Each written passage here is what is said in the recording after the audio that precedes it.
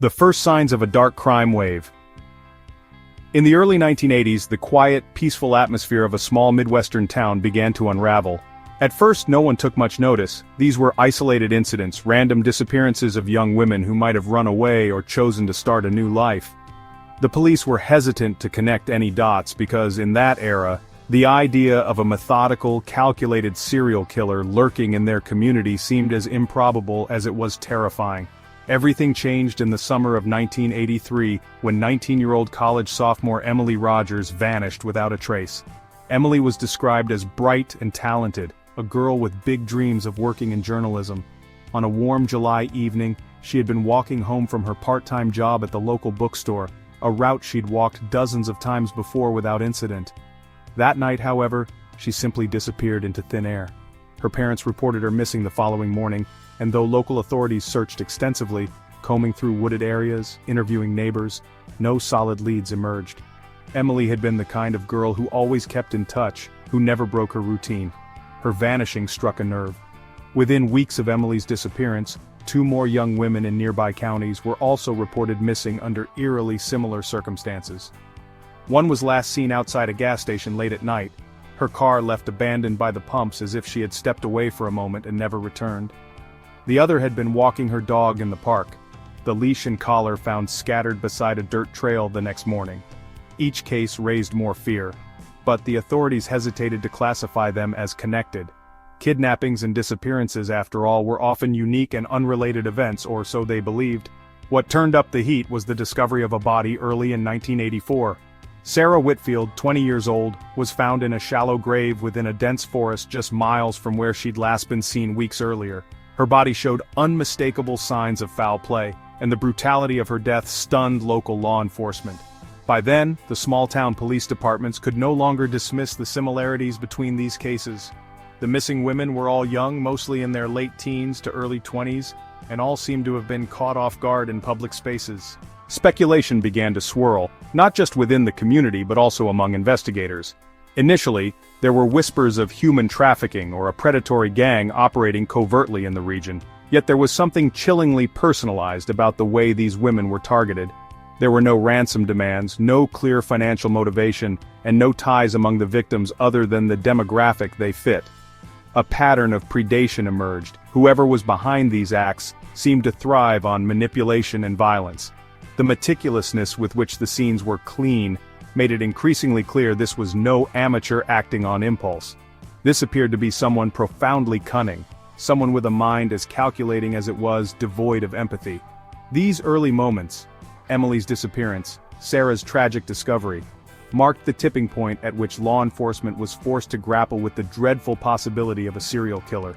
Specialists from larger nearby cities were called in, and with their arrival came the seismic realization that this was no ordinary crime spree.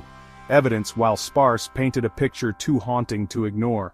Footprints, partial fingerprints, and small hints of DNA surfaced in some cases, but they were inconclusive in tying the crimes together, at least for now.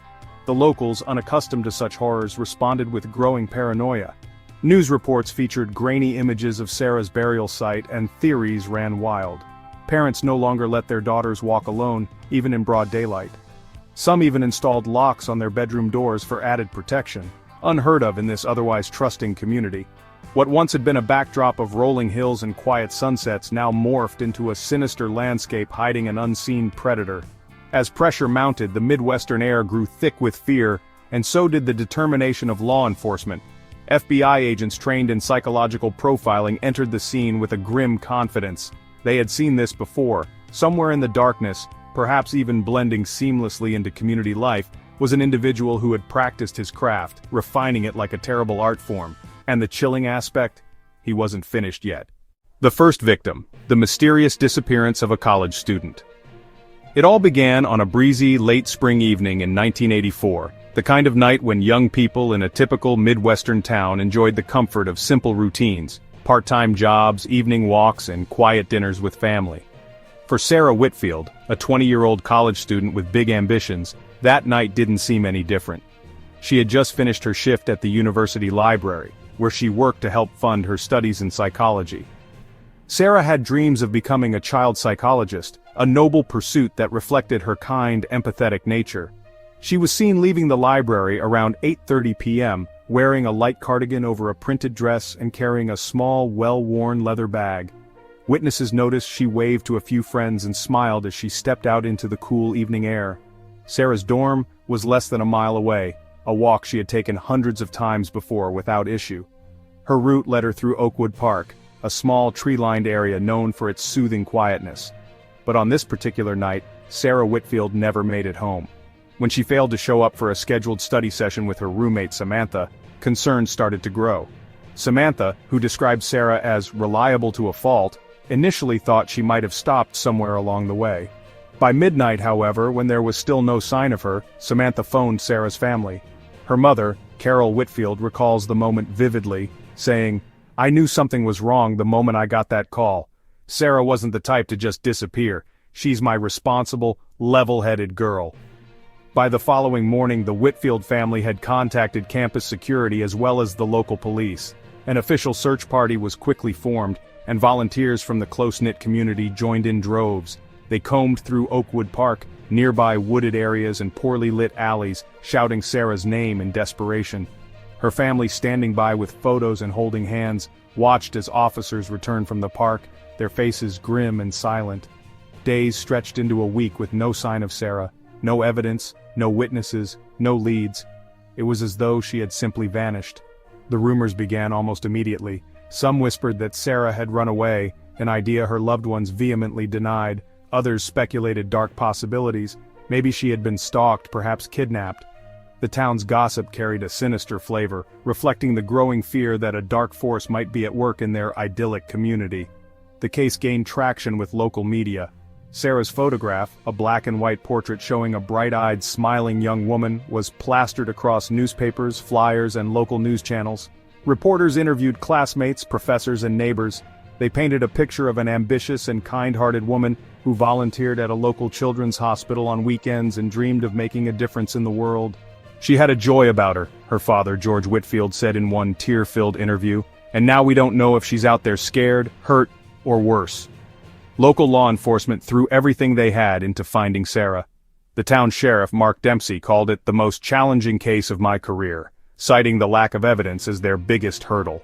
The search dogs followed Sarah's scent halfway through the park, where it abruptly ended. It was as if she had been swallowed by thin air. A chilling discovery came when officers found signs of disturbed dirt near a secluded park bench, a place often used by students to study or relax. Though there was no direct evidence of a struggle, the hollow in the dirt suggested something, or someone, had been recently dragged away. Weeks turned into months, and the hope of finding Sarah alive began to fade. What the community didn't know, however, was that Sarah's disappearance was just the beginning of something far more sinister. The turning point came 6 months later on an unusually warm November morning. A group of hikers stumbled upon a shallow grave just outside the dense barren woods, a forest located about 8 miles from Sarah's campus. One of the hikers, a retired veteran, immediately recognized the makeshift grave for what it was and alerted the authorities. When the police arrived, the scene was haunting. Buried beneath a thin layer of dirt and leaves was the lifeless body of a young woman. The medical examiner confirmed it was Sarah Whitfield. She had been bound at the wrists, and her body bore signs of unimaginable trauma. The official cause of death was asphyxiation, but the brutality of the attack stunned even the most seasoned officers. The discovery shattered the community. Candlelight vigils were held in remembrance of Sarah, and churches filled with prayers for justice. Her friends and family spoke at gatherings, sharing memories of her infectious laugh and her dedication to helping others. "She didn't deserve this," her mother said, her voice trembling. "No one does." For law enforcement, Sarah's death raised questions that demanded answers. How had the killer managed to abduct her from such a public space? What drove someone to commit such a heinous act? Was this an isolated incident, or the work of someone with far darker intentions? Investigators began to review other unsolved missing persons cases in the surrounding area, only to realize an unsettling trend. Sarah wasn't the only young woman who had vanished under mysterious circumstances. While none of the other cases had led to an actual body being found, the similarities, a shared demographic, the disappearances near public areas, were impossible to ignore. Sarah Whitfield's case wasn't just a tragedy, it was a grim signal. Somewhere, a predatory force had awakened, and the town would never be the same again. For law enforcement, Sarah was no longer just a victim. She was also the first clue in a much larger and more terrifying puzzle. The first scene that shook everyone. The discovery of Sarah Whitfield's body in November 1984 marked the pivot point in the investigation, a moment seared into the memories of everyone involved. Barren woods, the dense forest where her remains were uncovered, had always served as a tranquil retreat for nature enthusiasts and hikers. But on that warm November morning, the unassuming woods bore witness to a chilling reality that would forever alter its reputation. A group of hikers had been enjoying their regular weekend expedition when one of them noticed something unnatural, a patch of disturbed soil and a faint, foul smell they couldn't ignore. At first they thought it might be a buried animal, but curiosity and an unsettling sense of dread pushed them to investigate further. As they carefully dug away the top layer of dirt, the crude outline of human remains began to emerge. That's when they knew this wasn't an accident. When the local police arrived at the scene, they stepped into a crime scene straight out of their worst nightmares. The site was ominously silent, save for the crunch of leaves beneath their boots as they cordoned off the area. The shallow grave was hastily covered as if the killer had been in a rush to escape discovery. To an untrained eye, it might have appeared careless. To seasoned detectives, however, the details suggested otherwise. Sarah's body was positioned deliberately, her wrists bound tightly with what looked like household twine. Her face, previously vibrant and full of life, was pale and bruised, a haunting testimony to the violence she had endured in her final moments. The medical examiner later confirmed signs of asphyxiation, suggesting Sarah had been strangled. But this wasn't merely about the cause of death. Her body bore the marks of systematic cruelty, cuts and abrasions that pointed to prolonged suffering. What truly unsettled the investigators wasn't just the physical evidence, but the emotional coldness that radiated from the scene. Every act inflicted upon Sarah appeared methodical, lacking any trace of hesitation or humanity. It was as if the killer had been detached, treating her not as a person, but as an object in his twisted game. Detective Robert Fields, the first officer to lay eyes on Sarah's grave, later described it as one of the darkest sights I've ever walked onto. Known for his steely demeanor, Fields was visibly shaken as he spoke to reporters in hushed tones outside the crime scene. It wasn't just the fact that we found a body, he said, but the cruelty behind what was done to this girl. You don't forget something like that. The surrounding woods offered little insight to investigators. Despite its seclusion, the area didn't yield any of the usual telltale signs. No tire tracks, food wrappers, cigarette butts, or footprints. It was as though the perpetrator had floated in and out, leaving behind nothing but a frayed length of twine and a haunting void. Even the forensic team, armed with UV lights and fingerprint kits, struggled to uncover anything substantial. One peculiar detail stood out, however, a faint trail of what appeared to be drag marks leading from the deeper forest to the burial site. The spacing of the marks suggested that the killer had carried or dragged Sarah's body over a considerable distance, likely from a secondary location where the actual crime had occurred. And yet, these marks abruptly ended just a few feet from the grave, almost as if they had been intentionally wiped away to mislead investigators. "It was a message," said Detective Julie Harris, who specialized in profiling at the time. "Whoever did this wanted us to know that he was careful, that he was always one step ahead. It was a power play, a way of saying you can look all you want, but you won't find me." This level of control sent a shiver through the investigation team. Forensics analysis suggested that Sarah had likely been held captive for days before her murder, enduring unspeakable acts of violence. While minute DNA traces, possibly strands of hair or skin cells, were found on her clothing, the sample sizes were too small to draw any definitive conclusion. The killer's meticulous cleanliness and understanding of police procedures became glaringly apparent. Word of the grisly discovery quickly swept through the Midwestern town, fueling a collective anxiety that no one was prepared for. Small-town gossip soon gave way to tangible fear.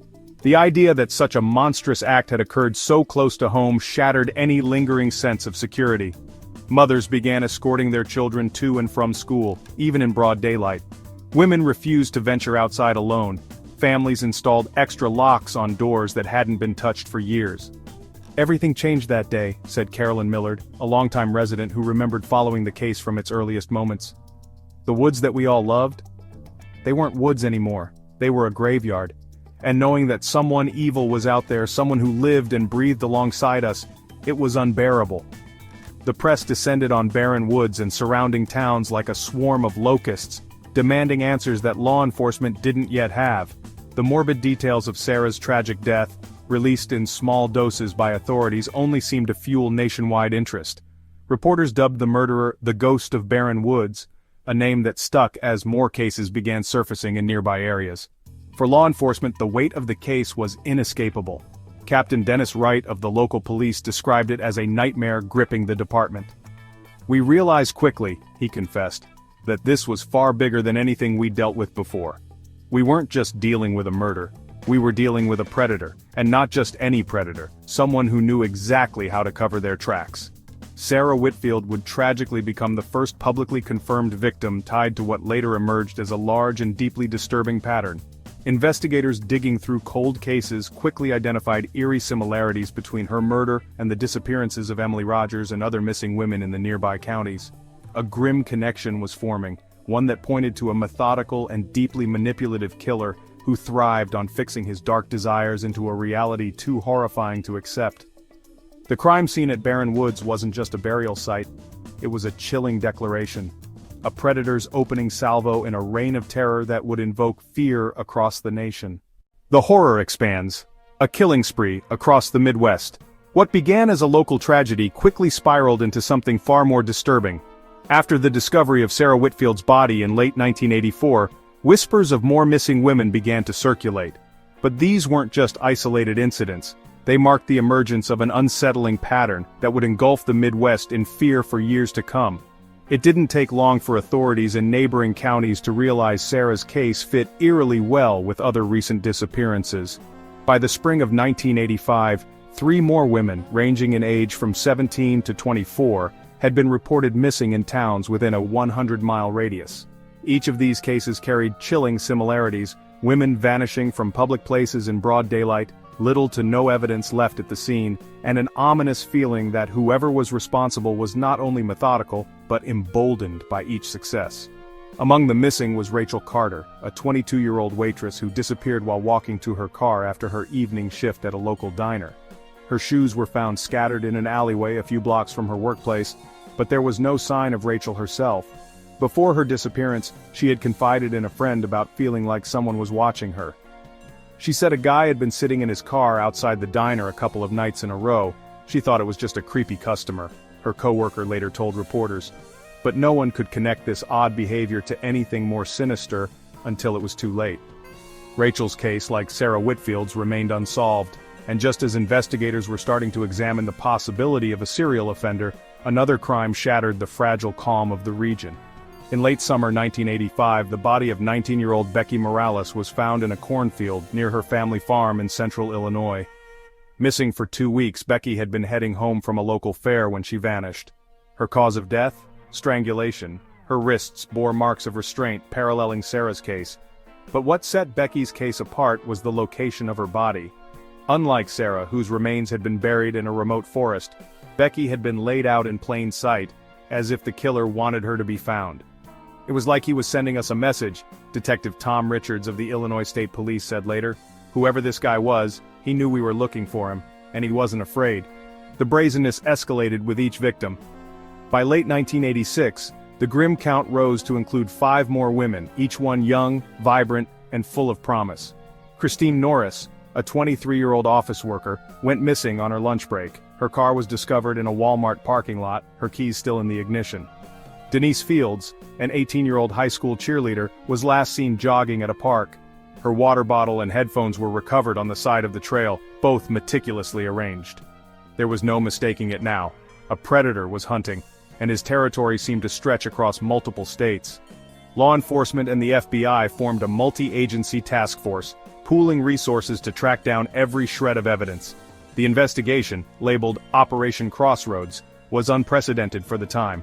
Profiles were created, timelines mapped, constellations of red dots stamped across corkboards marking the victims' last known locations. But while the effort was vast, the answers were elusive. What shocked investigators most was the calculated way this killer appeared to escalate his crimes. Unlike many serial killers who followed predictable cycles, this particular murderer seemed to shift and adapt. His methods evolved. Some victims were abducted brazenly from crowded shopping centers, while others, like Jessica Monroe, a 20-year-old college student, had been taken directly from her dorm room in the middle of the night. Detective Jamie Carter, one of the early profilers assigned to the task force, later stated, "This guy was a total enigma. Every time we thought we nailed down some kind of method to his madness, he'd shift it. He was meticulous, intelligent, and worst of all, he was patient. He didn't care how long it took, he was going to get what he wanted." One of the most haunting cases linked to this spree involved two sisters, Heather and Kimberly Thompson, who disappeared together in early 1987 while hiking along a popular trail in eastern Nebraska. For 6 months, their family clung to hope, posting missing person flyers and offering reward money, only for their hopes to be dashed when their bodies were discovered 6 miles off the trail in a shallow creek. They had been bound back to back, assaulted, and ultimately strangled. The killer seemed to revel in taunting law enforcement. Small details that should have been clues often resulted in dead ends. Partial fingerprints, faint footprints, stray fibers, all led nowhere. The most chilling clue, however, came in the form of a handwritten note found near Christine Norris's abandoned car. The note read, "You can't protect them." Forensic analysis confirmed it was written by someone who was left-handed, but beyond that, it offered little. The slow, excruciating accumulation of victims gripped the nation. Breaking news reports branded the perpetrator as the Midnight Stalker, a name that paired his apparent skill at evasion with the fear he invoked in small towns and communities. Parents triple-checked their locks at night, universities imposed strict curfews, and women carried whistles, cans of pepper spray, and self-defense keychains. Gun sales to women soared. The killer, despite being dubbed the Midnight Stalker, didn't limit his acts to one particular time. Many of the abductions occurred during daylight hours, in public places where witnesses might have been expected, but no one ever saw anything. He blended into the world around him, camouflaged by his apparent normalcy. The profiler's report suggested he might have been a traveling professional, perhaps a truck driver or a salesman, someone whose occupation allowed him to move unnoticed from state to state. By late 1987, the body count had reached an unimaginable 13 victims. Yet despite the mounting pressure from the public, the killer always seemed to remain a few steps ahead. The FBI's behavioral analysis team boiled his motivations down to control and sadistic pleasure. "This isn't just someone who wants to kill," said profiler Rachel Morgan. "This is someone who wants to watch the world squirm. His victims? They're just pawns in a much bigger game for power." The Midwest, once seen as the heartland of quiet Americana, stood petrified in the shadow of this phantom-like figure. Small-town America, with its picket fences, church potlucks, and Main Street parades, had been forever darkened by the realization that evil could flourish even here, in places where neighbors knew each other's names and doors were never locked. The horror that began with Sarah Whitfield's tragic death now spanned a landscape of grief, leaving towns fractured and hearts forever scarred. What no one yet realized was that 1988 would usher in another terrifying chapter in this saga, one that would finally bring the killer into focus and set the stage for one of the most intense manhunts in FBI history. The identity of a killer, a ghost among us. By the time the 1980s were drawing to a close, the nation was gripped by a mix of morbid curiosity and terror. The murders across the Midwest had become a gruesome puzzle, and the FBI was running out of time to put the pieces together.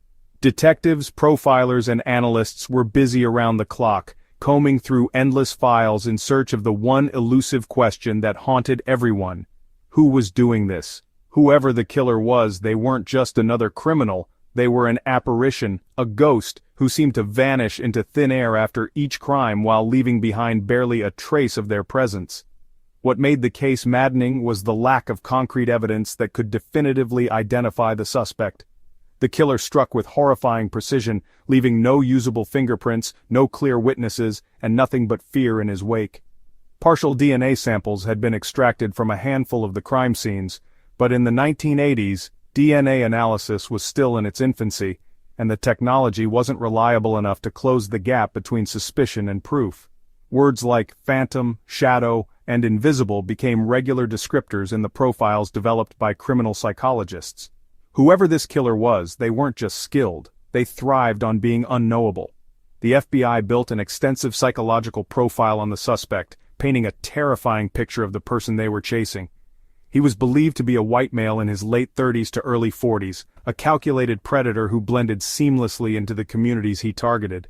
He was likely a man with an unassuming presence, someone who could shop at the same grocery stores, pump gas at the same stations, and even attend the same church services as his victims without raising suspicion. "He's not the kind of man you'd look at twice," remarked profiler Thomas Green, "and that's what makes him so dangerous. He's hiding in plain sight." One of the most unsettling conclusions reached by the FBI was that this killer likely had an above-average level of intelligence, coupled with a disturbingly calculated demeanor. While many serial killers acted impulsively or erratically due to deep psychological disturbances, this individual showed no such recklessness. His ability to cleanly execute his crimes, adapt his methods, and outsmart both law enforcement and the public created an overwhelming sense of dread. "We were dealing with someone who was as meticulous as he was ruthless," explained lead investigator Rachel Morgan. "He didn't just plan to kill, he planned to get away with it every single time." Analysis of his behavior at the crime scene suggested an even darker layer to his crimes. This was someone who enjoyed playing psychological games with his victims, and with the authorities themselves. His crimes weren't just about exerting physical control, they were about mental domination, leaving everyone involved feeling helpless and hunted.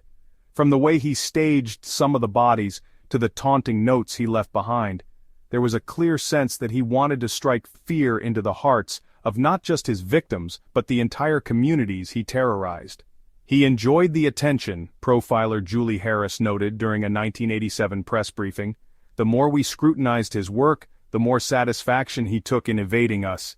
Every discovery we made felt like breadcrumbs he left intentionally, a way of pulling us deeper into his web."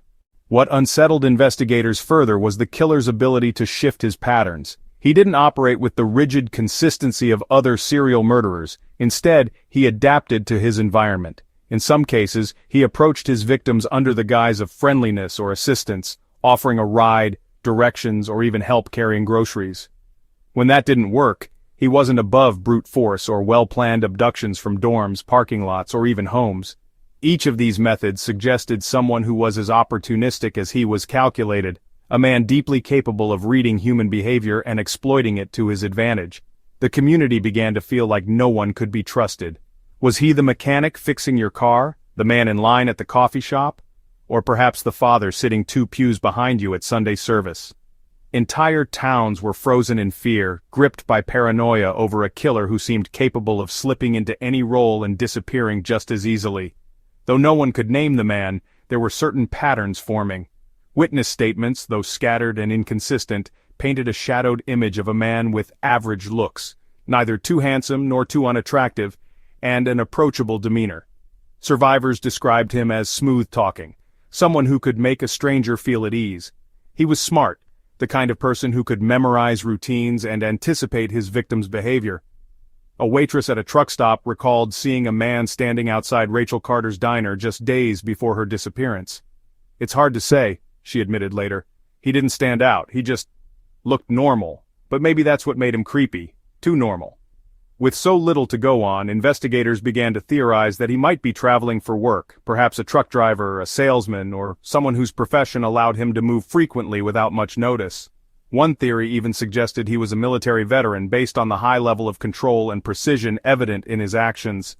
His kills weren't sloppy or haphazard, they were carefully thought out, like someone following a detailed plan. Despite the growing frustration among law enforcement, one thing was chillingly clear. This wasn't someone who would stop on his own. He wasn't killing for profit or because of an emotional breakdown. He killed because it gave him power over others, a twisted sense of control that he craved more than anything else. Every missing woman, every murder, and every taunt leveled at the authorities was like fuel to his fire. One investigator called him methodically soulless. And yet, for all his precision, everyone knew his hubris would eventually become his downfall. "He's careful, but no one's perfect forever," Detective Robert Field said in an interview years later. "Serial killers like him, they slip up eventually, they get cocky. They think they're untouchable. You just have to be ready when that moment comes." Until that moment, however, the killer's identity would remain an enigma. A nameless, faceless predator who walked among them, unseen, yet ever present. He was, in every sense of the word, a ghost, one who had turned the peaceful Midwest into his hunting ground, and the lives of ordinary Americans into a waking nightmare. The case of Laura Spencer, a critical break in the investigation. In the spring of 1989, after years of terror that left the Midwest haunted by a faceless killer, the case took an unexpected turn. Laura Spencer, a 22-year-old nursing student, became a name forever tied to the chilling saga, not as another victim silenced forever, but as the lone survivor who, against all odds, fought back and lived to tell her story. Her ordeal shattered the myth of the invincible killer and provided investigators with their first glimpse into the mind of the predator. Laura's encounter started like so many others, ordinary, unassuming, and deceptively mundane. On the evening of April 17th, Laura was returning home from her part-time job at a local pharmacy. She parked her car just a few feet from her front door, the porch light buzzing faintly in the dusk. By all accounts, her suburban neighborhood in Davenport, Iowa was safe. Dual-income families with kids playing in the yards, mailboxes painted with cheerful designs, and neighbors who waved hello on their way to work. But as she gathered her bag and stepped out of the car, something felt off. Laura would later recount noticing a man standing across the street. At first, she assumed he was a neighbor or perhaps someone from a few blocks down. He made no sudden moves, no threatening gestures. He was average-looking, wearing a baseball cap pulled low over his face, but as she turned toward her house, she felt it, the quiet pressure of his eyes following her every step. She hadn't even made it halfway up the driveway when she heard the footsteps behind her, quick but measured, like someone who'd rehearsed this scene before. The man called out, asking for directions. His words were polite, harmless even, but there was something unnerving in his tone, a mechanical smoothness, like he was reading lines from a script. "I didn't want to be rude," Laura later told investigators, her voice trembling, "but I could feel it. Something wasn't right." She stopped, but didn't turn around. When she tried to continue toward the door, he moved closer. The next thing she knew, his hands were on her, one arm locking around her neck, the other pressing something cold and metallic against her ribs. "Don't scream," he whispered in her ear. What followed was a blur of terror and adrenaline. The man, the same invisible predator that had stalked the Midwest for years, tried to drag her toward a dark sedan parked just down the street. "I thought I was going to die," Laura said, but then something snapped inside her. Fueled by sheer survival instinct, she kicked and clawed with all her strength, landing a sharp blow to his face with her elbow. It was just enough to throw him off balance. She screamed at the top of her lungs, a piercing cry that echoed through the neighborhood and sent porch lights flickering on one by one. Panicked, the man shoved her to the ground, cutting his losses. He sprinted back to his car and peeled away into the night, leaving Laura shaken, bleeding but alive. For the first time his plan had failed. When the police arrived minutes later, Laura gave them a detailed account of the attack. Her descriptions painted a horrifyingly clear image of her assailant, a man who knew how to manipulate and intimidate, who thrived on the fear of his prey. Investigators immediately recognized the pattern, a calculated predator operating under the cover of charm and civility until the moment he unleashed his violence. But Laura's case was different. For all the other victims who had vanished without a trace and for those whose bodies had been tragically discovered, this was the first time someone had survived to tell the tale. "She's our break," said Detective Julie Harris, one of the lead investigators on the case. "For years we've been chasing shadows." Laura pulled back the curtain. The attack left crucial physical evidence that would later help unravel the killer's identity. Laura had fought back hard, and under her fingernails were traces of skin and blood, scraps of DNA too small to analyze fully at the time but nonetheless a potential game-changer. Her attacker had also dropped the weapon he'd used to intimidate her, a switchblade with faint fingerprints still visible on the handle. Beyond the physical evidence, Laura provided investigators with vital behavioral insights. "He tried to make me trust him," she said in her harrowing testimony. "He wasn't forceful at first, he was polite, almost like he was trying to talk me into following him. And then he switched, like a light flipping off." Her descriptions mirrored the profile the FBI had been building. A man skilled at blending in, intelligent enough to read people, and dangerous enough to strike without hesitation. The breakthroughs didn't stop there. Witnesses from the neighborhood came forward describing a dark sedan that had been seen idling near Laura's house the day before the attack.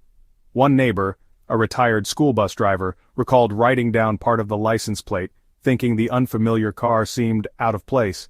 "I wasn't sure if it meant anything," the neighbor said, "but something told me to write it down." The partial plate, coupled with Laura's descriptions and the DNA evidence, gave the FBI what they had been hunting for years, a trail to follow. But Laura's bravery didn't just reshape the investigation, it reshaped the town. Her survival became a symbol of resilience, a reminder that the killer wasn't omnipotent. Small towns across the Midwest, paralyzed by fear for years, began to breathe just a little easier, knowing that one woman had not only stood up to the infamous ghost, but had lived to expose his vulnerabilities. For Laura Spencer herself, the trauma of that night left scars, both physical and emotional.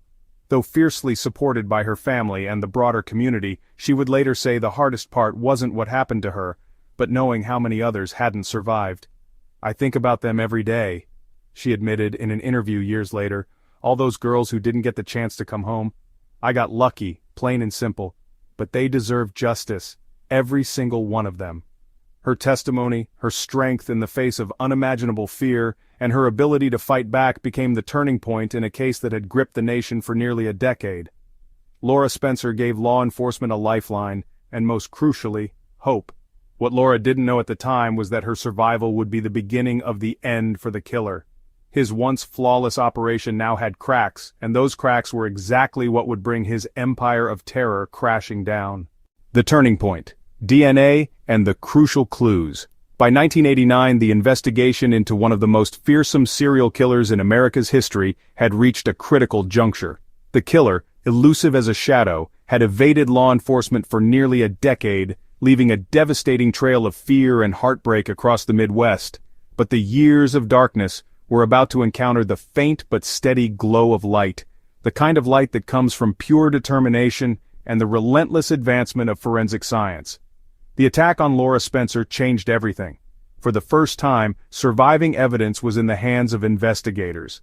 The killer's precision had always been his shield, his ability to leave crime scenes meticulously clean a testament to his chilling calculation. But in his confrontation with Laura, he faltered. Her spirited resistance left behind critical DNA evidence, the kind of breakthrough investigators had been desperately awaiting. When Laura clawed at her assailant and fought for her life, she unknowingly carried away pieces of the predator himself. Samples of skin and blood had become lodged beneath her fingernails, tiny fragments of justice waiting to be uncovered. Additionally, the switchblade he had dropped in his hasty escape provided investigators with fingerprints. Though partial, it was more than they had ever managed to obtain before. At the time, advances in DNA technology were still in their infancy. The ability to extract and compare DNA evidence, especially minute samples, was groundbreaking but still imperfect. Nevertheless, the FBI's forensic team, working in collaboration with state laboratories, recognized the immense opportunity they held. The samples were carefully collected and sent for processing. What resulted was a partial DNA profile, enough to identify a connection, but not yet enough to pinpoint a name. The FBI and forensic teams cross-referenced the DNA against their rapidly growing database, a process that in the world of 1989 technology was laborious and time-consuming. It was like a digital needle in a haystack, yet even as they did so, serendipity intervened. Laura's case hadn't just left behind DNA, it had created a buzz within law enforcement circles across the Midwest. Word spread about the partial license plate recorded by the retired school bus driver in Laura's neighborhood, and officers in nearby states recalled seeing similar vehicle descriptions connected to other suspicious incidents. One of those jurisdictions, Milwaukee, Wisconsin, stood out. The state police had previously logged encounters with a man who fit the FBI's growing profile of the killer, a white male in his late 30s or early 40s with no fixed residence who traveled frequently for work and drove a dark sedan. The man had been caught trespassing on private farmland 2 years earlier but was let off with a warning.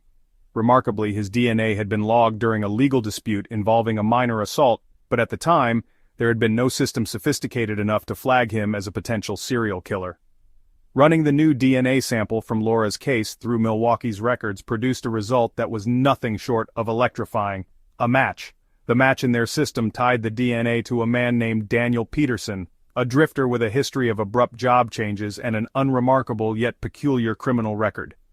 Small disputes with co-workers, trespassing accusations, and accounts of suspicious behavior that had never warranted further investigation. Under any other circumstances, Peterson might have remained a footnote in local police files, But paired with DNA evidence and years of intensive profiling, his name struck like a thunderclap across the FBI's radar. Peterson's locations over the past decade fit almost perfectly with the path of terror the murderer had carved through the Midwest. Records showed he had worked as a truck driver and part-time mechanic, professions that required travel across state lines. This nomadic existence complemented his ability to strike suddenly and disappear without a trace. Further investigations into Peterson's past revealed troubling details about his childhood and personality. Born in Michigan, he had grown up in a chaotic home riddled with abuse and neglect. Reports from his school years painted a portrait of a loner, intelligent but combative, withdrawn yet manipulative when the opportunity arose. Former classmates recalled strange behaviors, like an unsettling fascination with cruelty toward animals and an obsessive need to dominate others in social situations. Psychologists brought in by the FBI suggested Peterson's violent tendencies might have been cultivated during his troubled upbringing, but they also noted something chillingly unique about his case. He wasn't just a man who killed to satisfy an impulsive rage. He was calculated, his actions deliberate. Peterson seemed to enjoy the psychological grip his crimes had on his victims and the communities he preyed upon. To him, the violence wasn't just the goal, it was part of the game, a theater of control played out over years. As the pieces of Peterson's life began surfacing, investigators confronted one pressing question: where was he now? It became a race against time. He had evaded capture for so long that nobody wanted to risk losing him again. With the partial license plate from Laura Spencer's Predator, the FBI's multi-agency task force launched a search of vehicle registrations that matched Peterson's known aliases and suspected patterns. Finally, through persistence and luck, they discovered a dark green sedan registered under a fake name but linked to a recent purchase made in Iowa. Peterson's reign of terror had stretched across multiple states and spanned nearly a decade, but with technology, coordination, and the courage of Laura Spencer, the authorities had finally begun to unravel his invisibility. However, finding him wouldn't be easy. Through years of careful planning and deception, Peterson had made himself nearly impossible to track. Investigators realized they were facing a moment of truth. They were closer than ever, but this ghost of a figure wasn't going to stay in their grasp for long. Still, the tide had shifted. The combination of DNA, forensic evidence, and witness testimonies had turned the predator into prey. For the first time, police had the tools to bring this manhunt to an end. Peterson didn't know it yet, but the noose was tightening around him, and his empire of fear was beginning to crumble. The killer unveiled: Daniel Peterson. After years of terror, dozens of victims, and an investigation that stretched across the Midwest, the phantom-like killer who had eluded justice for nearly a decade finally had a name and a face: Daniel Peterson. For authorities, uncovering Peterson's identity was like shining a light into the darkest corners of human depravity. But as investigators peeled back the layers of his life, the picture that emerged was far more chilling than anyone could have imagined. Daniel Peterson, 41 years old at the time of his identification, had lived on the fringes of society for most of his adult life. Born in a small industrial town in Michigan, his early years foreshadowed the darkness that would later consume him. Peterson grew up in a fractured home dominated by violence and neglect. His father, a volatile factory worker with a drinking problem, ruled the household with an iron fist, while his mother struggled with mental health issues, often retreating from her children when they needed her most. Classmates from Peterson's youth described him as a loner, someone who kept to himself but seemed to harbor a brooding anger just beneath the surface. Teachers noted his intelligence; he excelled in math and science, but also his manipulative tendencies. He was the kind of kid who could charm you one moment and give you the creeps the next, recalled one former teacher. You just had this feeling there was something off about him. By his teenage years, Peterson's behavior turned darker. Former neighbors recounted finding their pets injured or missing, and while nothing was ever proven, suspicion often swirled around Daniel. He had a fascination with control, over animals, over people, over every environment he entered. This need for dominance became the cornerstone of his psychology, a trait that would later manifest in his gruesome crimes. After graduating high school, Peterson briefly joined the military, a move that investigators believe played a key role in shaping his methodical nature as a killer. While his time in the armed forces was short-lived, he was dishonorably discharged after repeated disciplinary issues. It left him with a troubling skill set. He had been trained in survival tactics, hand-to-hand combat, and logistics, knowledge that he later used to evade law enforcement for years. "He knew how to disappear," said Detective Robert Fields. He could move through the world like a shadow, leaving just enough behind to send a message but never enough for us to find him. That came from his training. It's what made him so dangerous. After his discharge, Peterson drifted from job to job, working as a truck driver, mechanic, and warehouse laborer. These roles gave him the perfect cover. As a long-haul trucker, he could travel across multiple states without raising suspicion. His transient lifestyle ensured he left no strong ties to any one community, making it easier for him to strike and disappear. Investigators noted a disturbing pattern in Peterson's employment history. In nearly every town where he lived or worked, there were unsolved disappearances of young women. This trail of devastation painted a chilling timeline of his movements, effectively mapping out years of crimes that had gone unnoticed due to his mobility. By the time his name surfaced as a suspect in the Laura Spencer case, authorities realized they weren't dealing with an impulsive, disorganized killer. Peterson was calculated, patient, and terrifyingly cold. Psychological profilers described him as a classic adversarial predator, a man who didn't just kill for pleasure, but for power. His crimes were less about the act of killing itself and more about the psychological torment he inflicted. He thrived on control, both over his victims during their horrifying final moments and over the communities he left in shock after each crime. What set Peterson apart from other serial killers was his ability to adapt. He didn't adhere to a rigid modus operandi. While many of his victims were young women abducted in public spaces, the methods of their abduction and disposal varied. Some, like Sarah Whitfield, were buried in shallow graves in remote forests, while others, like Becky Morales, were left out in the open in grim displays of defiance. He was like a chameleon, explained profiler Julie Harris. He didn't care about consistency. What he cared about was the result: terror, chaos, domination. He wanted us to know he was out there, but not enough for us to catch him. That's what made him so unique and so terrifying. Peterson's brazen killings often included other unnerving elements such as staged items or cryptic notes left at crime scenes. These were carefully crafted taunts, messages meant to stoke fear and confusion while maintaining his aura of invincibility. In one case, investigators found a victim's personal belongings lined up in a perfect row near her abandoned vehicle, as if the killer had taken the time to inventory her life before ending it. In another chilling instance, he left a handwritten note that simply read, "Some pieces don't fit." Journalists and true crime enthusiasts began referring to Peterson as the Ghost, a moniker that captured his ability to slip in and out of towns undetected. He became something of an urban legend in the Midwest, a figure mothers warned their children about but whom no one could conclusively identify. People scrutinized the men around them, the gas station attendant, the friendly postman, the quiet guy who always sat in the back pew at church, but no one suspected Daniel Peterson. When the FBI's task force finally connected Peterson's DNA to multiple victims, the sense of relief among investigators was palpable. For years they had been chasing whispers and shadows, piecing together fragments of a horrifying puzzle. Now they not only had a suspect, but a roadmap of his past, a record of the lives he had destroyed and the communities he had scarred. Still, there was one challenge left: finding him. Peterson had spent years perfecting the art of vanishing. He had no fixed address, no permanent ties, and no discernible routine. The dark green sedan connected to his most recent movements was their only lead, but law enforcement had momentum, and they weren't about to let him slip through their fingers again. What came next was an intense and relentless manhunt that spanned 3 months, with the FBI and local law enforcement coordinating a nationwide effort to apprehend Peterson before he could claim another victim. As they pursued him, investigators knew they were not just hunting a man, they were dismantling the myth of the ghost, bringing an end to years of fear and uncertainty in towns that had once thought themselves safe from evil. The background of a serial killer. The question of what turns a human being into a creature of calculation, cruelty, and terror has long haunted the minds of psychologists, criminologists, and law enforcement.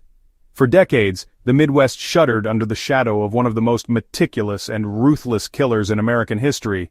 But before Daniel Peterson became the Ghost, a title etched into infamy, he was just a boy growing up in a broken home. Peeling back the layers of his upbringing revealed a dark and twisted foundation in which trauma, neglect, and unchecked malevolence birthed one of America's most notorious predators. A childhood filled with chaos. Daniel Peterson was born in 1948 in the small industrial town of Monroe, Michigan, a place defined by smoke-belching factories and rows of dilapidated apartment buildings. For those who knew about his early years, it was immediately clear that his origins were far from idyllic. His family was a microcosm of dysfunction. Peterson's father, Roy Peterson, was a deeply angry man, a factory laborer with a violent temper and a troubling addiction to alcohol. Family neighbors often heard Roy shouting late into the night, breaking dishes or worse, laying hands on his wife and children. His mother, Eleanor, was largely absent from Daniel's upbringing due to untreated mental health issues. Diagnosed later in life with bipolar disorder, Eleanor would spend days, sometimes weeks, holed up in her bedroom, wrapped in fearful paranoia or emotional detachment. When she wasn't withdrawn, she often bickered relentlessly with Roy, creating an environment of acrimony and hostility that deeply shaped Daniel's formative years. As one neighbor later recounted, "You'd see those kids sitting on the stoop outside the apartment building for hours, just waiting for the yelling to stop. I always felt bad for them, especially Daniel. There was something in his eyes that didn't seem right, even then. He always looked like he was plotting something." The roots of psychopathy. It wasn't just the abuse or neglect that left marks on Peterson, it was his way of responding to it. For a boy like Daniel, the chaos wasn't something to be endured, it was something to control. Psychologists examining his later behavior noted that he developed a dangerous coping mechanism from a young age. When he couldn't control the terrifying, unpredictable home he lived in, he sought control in other ways. As early as age 9, Daniel displayed an unsettling cruelty toward animals. His younger brother Stephen would later recall finding stray cats trapped in makeshift cages behind their apartment. Once he witnessed Daniel methodically experimenting with one of the animals, harming it in a cold, clinical way that sent shivers down his spine. "He wasn't angry. That's what scared me," Stephen shared in a later interview. "He didn't do it out of frustration. It was like he was trying to figure something out, like he was testing what would happen." Cruelty to animals, often termed one pillar of the McDonald triad, a group of behaviors linked to psychopathy, soon escalated into deeply manipulative tendencies. Teachers noted his ability to shift between personas. To adults, Daniel seemed intelligent and soft-spoken, the kind of child who would innocently help clean the chalkboard after class. But to his peers, he was a manipulative bully, using words instead of fists to dominate and humiliate others. An outsider turned loner. By his teenage years, Peterson became a complete outsider, alienated not only by his unstable home life, but by his inability to form genuine relationships. While other boys were discovering camaraderie through sports teams or dating the girls in high school, Daniel withdrew further into his own world. He spent hours reading medical textbooks and military strategy guides he'd borrowed from the local library, materials that, in hindsight, painted an eerie picture of what was to come. "Daniel didn't have friends," said one former classmate. "He didn't laugh, smile, or seem to care about what the rest of us were doing. He'd just sit there with that blank expression, like he was waiting for something to happen." Rumors of Daniel's disturbing behavior grew more concerning in later high school years. Several of his peers accused him of stalking, following girls home after school and waiting outside their windows late at night. Complaints against him were often dismissed as teenage antics, and never formally investigated, leaving authorities unaware of what was stirring beneath his emotionless exterior. The military years. In a surprising move, Daniel enlisted in the military upon graduation, perhaps seeking structure amidst the chaos of his life, but his military service only exacerbated the darker aspects of his personality. Assigned to logistics and basic combat training, Daniel quickly excelled in areas requiring precision and calculation. However, what thrilled him most wasn't the camaraderie of military life or the pride of serving, it was the training itself. Tactical weaponry, psychological warfare, and survival strategies fascinated him in ways that chilled his later profiled character. Unfortunately, or perhaps fortunately, his time in the military was cut short. After repeated altercations with superiors and reports of insubordination, Peterson was dishonorably discharged at the age of 21. Before leaving, rumors circulated that he'd been caught in what one commanding officer described as unnerving behavior during drills, including deliberately sabotaging group exercises just to observe his fellow soldiers under pressure. Though the specifics remained unclear, Peterson's discharge became a pivotal moment. Any structure the military might have provided crumbled, leaving him to slip further into his isolated and chaotic psyche, a drifter with a dark side. The following years turned Peterson into a certified drifter. He picked up work as a long-haul trucker, a role that suited his need for transience. It allowed him to roam freely across the Midwest, moving from state to state without drawing much attention. This lifestyle appealed to his meticulous nature and further enabled his ability to plot his crimes. Psychologists who later studied his case noticed a disturbing combination of high-functioning intelligence and deep-rooted psychological disorders. Peterson was not a delusional killer consumed by psychosis. Instead, he was deliberate and fully aware of the evil he committed. Every action, every abduction, every murder was carefully planned to ensure compatibility with his motives: control, domination, and power. The towns where Peterson planted his roots, even temporarily, soon became scenes of inexplicable disappearances and unresolved crimes. He blended in seamlessly, presenting himself as an average man with a quiet demeanor and just enough sincerity to dissolve suspicion. Co-workers at trucking companies noted his reserved and private behavior. There was nothing about Peterson that indicated a man capable of unspeakable atrocities, yet the evidence to the contrary was piling up behind the facade: the mind of a killer. When profilers began piecing together Peterson's psychological makeup, a grim mosaic emerged. He wasn't just a man driven by a primal urge to kill, he was someone who found pleasure in the psychological grip his crimes had on his victims and their grieving families. His murders alternated between impulsive opportunities and carefully staged scenes, but the endgame never changed: domination. Unlike killers who snap in fits of emotional rage, Peterson's crimes represented an escalation of his lifelong need for control.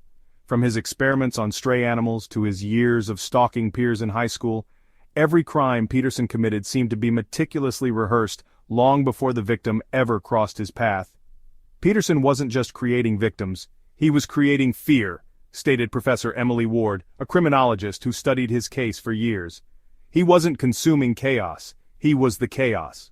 For him, it wasn't just about killing, it was about holding entire towns hostage to their worst nightmares. The pursuit and the dramatic capture. It was July 1990, and the hunt for Daniel Peterson had stretched into one of the most high-stakes manhunts in American history. For years he had operated in the shadows, a predator whose crimes sent shockwaves through the Midwest and left small towns gripped with fear. But as police narrowed their search, the predator transformed into prey. What would unfold over the summer of 1990 was not just the pursuit of a serial killer, but a battle of wits that culminated in one of the most gripping, nail-biting captures law enforcement had ever recorded. The FBI's multi-state task force had been meticulously piecing together Peterson's movements since they connected his DNA to several murders earlier that year.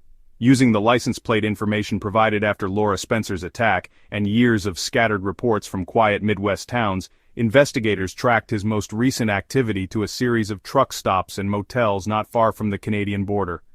Peterson had become cagey, constantly moving to make himself harder to pin down.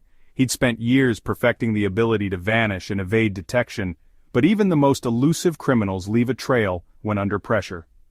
Detective Julie Harris, one of the task force's most methodical profilers, pointed out at the time, he was meticulous, yes, but he had a pattern. He couldn't resist routine for too long. It was part of his personality, part of his need for control. And routine, no matter how subtle, eventually becomes traceable. It was this insight that proved to be the breakthrough: the cat-and-mouse game. The FBI learned through recent sightings that Peterson had started to fall back on his usual haunts: small roadside diners, low-budget motels, and rural truck stops. His dark green sedan had been seen lingering off highways, always parked somewhere inconspicuous but just visible enough to spark suspicion.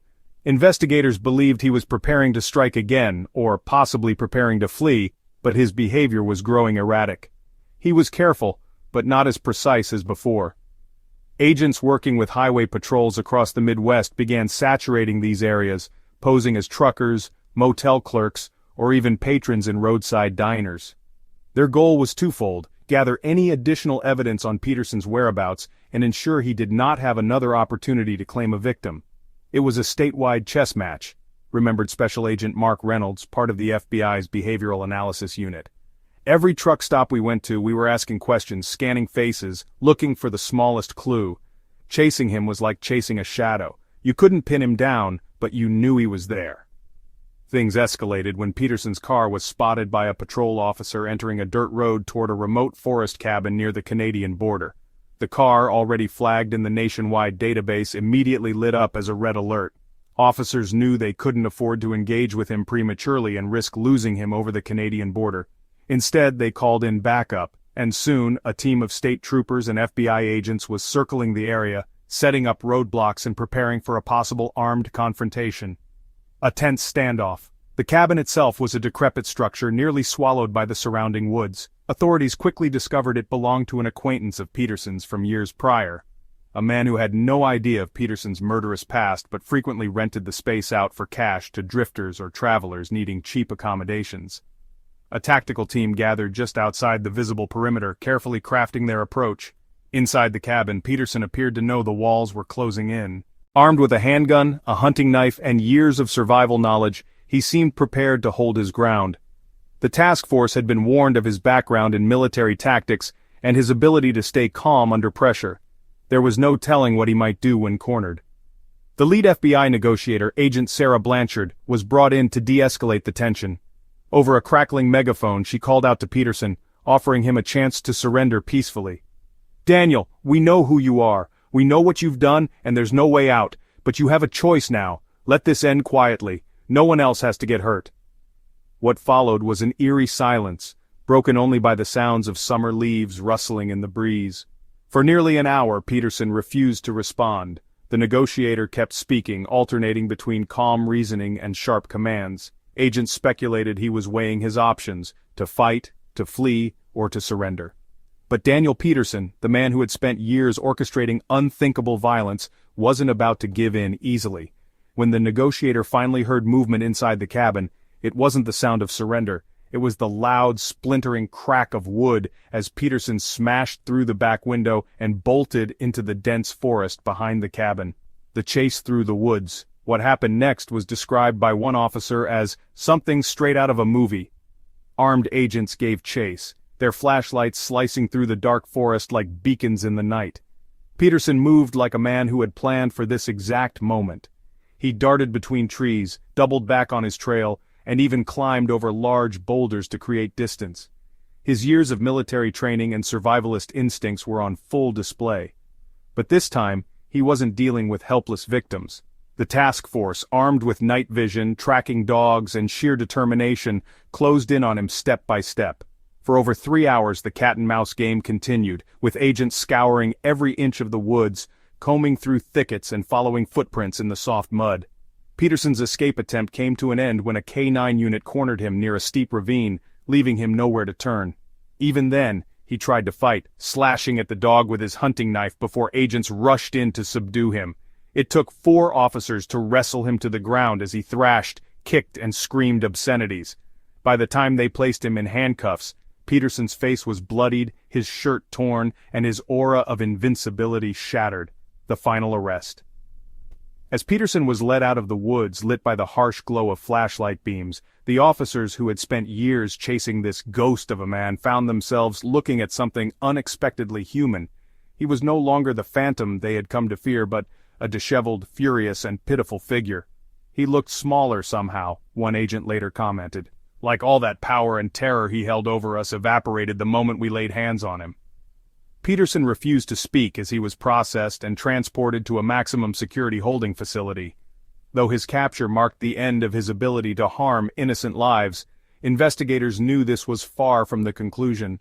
Peterson's capture was only the beginning of unraveling the deeper horrors he had left behind. Over the coming weeks, details of his crimes would emerge, shaking the foundation of every small town he had once haunted. But for that moment, covered in sweat, dirt, and bruises, the agents felt something they hadn't allowed themselves to feel in years: relief. The ghost was finally behind bars. The historic trial and sentence of death. By 1991, the name Daniel Peterson was synonymous with unspeakable evil. The man who had haunted the Midwest with a decade-long killing spree finally faced the justice system, and his trial would become one of the most widely covered legal battles in American history. For the families of his victims, for the investigators who worked tirelessly to bring him down, and for a nation shaken by his crimes, the courtroom became more than just a venue. It became a stage for reckoning. The Courtroom of America. The trial of Daniel Peterson began on March 15, 1991 in Milwaukee, Wisconsin. though it could have just as easily been held in nearly any state where his trail of terror ran deep. The media frenzy surrounding the case reached a fever pitch long before the first gavel struck. True crime enthusiasts, journalists, and television networks swarmed the courthouse to cover the trial of the man dubbed the Ghost, a moniker that had turned him into something of an urban legend. Yet, inside the courtroom, Daniel Peterson was nothing more than a man, ordinary in appearance, calm and calculated in demeanor, but carrying the weight of dozens of lives taken without mercy. The prosecution team, led by Assistant District Attorney Carolyn Lane, stood before the courtroom with what was called one of the most damning cases ever put together in criminal history. Years of painstaking investigation, from DNA evidence to psychological profiles, eyewitness accounts and forensic science, all came together to form a horrifyingly detailed narrative of Peterson's actions. "This is not just a trial about murder," Lane told the jury during her opening remarks, her voice steady yet heavy with emotion. "This is a trial of terror, of control, of cruelty that transcends crimes of passion or circumstantial tragedy. Daniel Peterson didn't just steal lives, he stole safety, a sense of peace, and the innocence of every community he touched. Today we begin to take it back, the evidence that sealed his fate." As the trial unfolded, prosecutors meticulously reconstructed Peterson's patterns, beginning with the earliest known murders and culminating in the failed attack on Laura Spencer, the pivotal moment that unraveled his carefully hidden identity. Out of all the evidence presented, it was Spencer's testimony that gripped the courtroom most viscerally. Taking the stand, Laura Spencer appeared composed, though her voice faltered slightly as she described the night Peterson tried to abduct her. Her account of fighting him off, screaming into the night and clawing at his face was vivid, and when she recounted locking eyes with him, the cold, detached stare of a predator, the courtroom sat in chilling silence. "He didn't yell," Spencer told the jury, her voice trembling slightly. "He didn't lose his temper, he just looked at me like I wasn't even human, like I was something to be used and then discarded. I'll never forget those eyes." To back up Spencer's testimony, the prosecution relied on groundbreaking DNA evidence. Advances in forensic science had provided an indisputable genetic match between Peterson and several victims, including Sarah Whitfield, whose murder had first sent shock waves through law enforcement. The skin samples from Laura Spencer's nails and the blood found on her clothing confirmed that the same man who had tormented countless women was sitting before the jury. The prosecution also introduced chilling evidence from crime scenes: photographs of meticulously staged bodies, personal belongings left as taunts, and even cryptic notes written by Peterson, one of which read, "You can't find me, but I see you." Alongside haunting images stood files brimming with detailed timelines of Peterson's movements, his travels aligned almost perfectly with the locations and dates of his known murders. The case was airtight, Peterson's defense, a thin veil. Despite the overwhelming evidence, Peterson's court-appointed defense team did what they could to save him from a death sentence. Their arguments centered around Peterson's troubled upbringing, his dishonorable discharge from the military, and what they described as undiagnosed mental illness that skewed his perception of morality. "He is not a well man," argued defense attorney Michael Grayson, his tone calm but imploring. "He was shaped by violence and terror long before he ever inflicted it on anyone else. While we cannot erase the horrors of his actions, we ask that you consider compassion in your judgment. Life in prison without parole will achieve justice, ensuring he never harms another soul." But if Peterson's defense team hoped to elicit sympathy, they faced an impossible challenge. Daniel Peterson's demeanor during the trial was devoid of remorse. He sat stone-faced as the families of his victims testified about their suffering. When photographs of his victims were shown, he didn't so much as flinch. Some observers described him as eerily calm throughout the proceedings, as though he were an uninterested observer in a case entirely detached from him. "I looked at him every day in that courtroom," said Sarah Whitfield's mother Carol during an interview years later. "I wanted to see something, anything, the smallest flicker of humanity, but I never got it. He wasn't human, he was a shell." A defining moment in justice. By the time closing arguments began, the weight of the evidence and testimony had made Peterson's fate seem inevitable. Carolyn Lane's final remarks to the jury were measured and powerful. "Daniel Peterson wants you to believe he is untouchable," she said, locking eyes with the jury. "For years he prowled our streets, hunted our daughters and sisters, and drove entire towns into fear, not because he had to, but because he wanted to. Make no mistake, this trial isn't just about justice, it's about ensuring this predator can never again take another step into the world. It's about sending a message that we, as a society, will not allow darkness to rule. The jury deliberated for just 6 hours before returning with their verdict. Daniel Peterson was found guilty on all counts, including 10 counts of first-degree murder, several counts of kidnapping, and multiple charges of sexual assault. When the judge read the verdict, a palpable wave of emotion swept through the courtroom. Some cried, others exhaled deeply as though holding their breath for years. The sentencing phase was equally decisive. On April 22, 1991, the court sentenced Daniel Peterson to death by lethal injection. Judge Martha Reyes's words, spoken as she delivered the sentence, reverberated across the nation. For your crimes, for the lives you have stolen, and for the suffering you have caused, this court sentences you to death.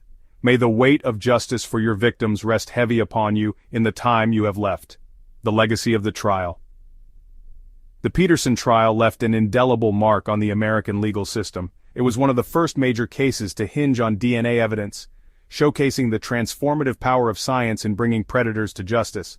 It was also a watershed moment for victim advocacy, with survivors like Laura Spencer turning their trauma into a call for awareness. I didn't fight just for me, Laura said to reporters after the trial. I fought for every woman who didn't get to make it home, and for them, this is justice. For the families of Peterson's victims, the trial brought a bittersweet end to years of agony. While the sentence couldn't bring back the lives that were lost, it offered something many of them desperately needed: closure. Peterson, once a faceless terror in the dark, now faced the full weight of the law and the unyielding scrutiny of the nation. In the years that followed, Peterson's name faded from headlines, but his trial remains a chilling reminder of the depths of human evil and the tireless courage required to confront it. Lessons in vigilance and justice. The saga of Daniel Peterson was not just a shadow across the Midwest, it became a mirror reflecting the vulnerabilities and strengths of society. For years, Peterson roamed freely, preying on the unsuspecting and leaving nightmares in his wake. But his eventual capture, trial, and sentence taught America something vital. It wasn't just a story of a manhunt or the pursuit of justice. It became a cautionary tale, a collective awakening, and a harsh reminder that darkness can exist even in the most idyllic places. A new perspective on safety. In the aftermath of Peterson's reign of terror, communities across the Midwest re-evaluated their sense of security. For decades, many small towns and suburban neighborhoods had carried a romanticized belief in their invulnerability. Doors were left unlocked, strangers were greeted with smiles, and walking home alone in the evening was seen as a harmless ritual. It was precisely this sense of collective innocence that Peterson exploited. He blended in, maneuvering through these neighborhoods like a phantom, capitalizing on trust while masking his malevolence with an air of normalcy. Before Peterson, we thought stuff like this didn't happen here, said Carolyn Mills, a lifelong resident of a small Iowa town where Peterson had once lingered. Serial killers were things you saw on the news happening in big cities, not here, not in our quiet little world, but after him we started double-checking our locks. We started teaching our kids not to trust just anyone. We kind of grew up in a way. The Midwest, and the country at large, began shedding its illusions about safety. Communities started acknowledging that evil doesn't just haunt urban alleyways, it can sweep through Main Street, prey on familiarity, and exploit complacency. The importance of staying vigilant. Peterson's case brought an acute awareness of the importance of vigilance. Local law enforcement agencies and community members alike learned that catching predators of his caliber required a shift in mindset. It wasn't enough to rely on gut feelings or stereotype criminals based on appearance or socioeconomic status. Peterson wasn't a caricature of evil, he was ordinary in every way. His clean-cut appearance, polite demeanor, and ability to fade into the background made him infuriatingly difficult to detect. For law enforcement, his case catalyzed changes that extended beyond his era. Training programs across the country began emphasizing the subtleties of predator behavior. Officers were taught how methodical killers like Peterson select their victims, cover their tracks, and manipulate their surroundings. Neighborhood watch programs sprang up in communities that once took their safety for granted.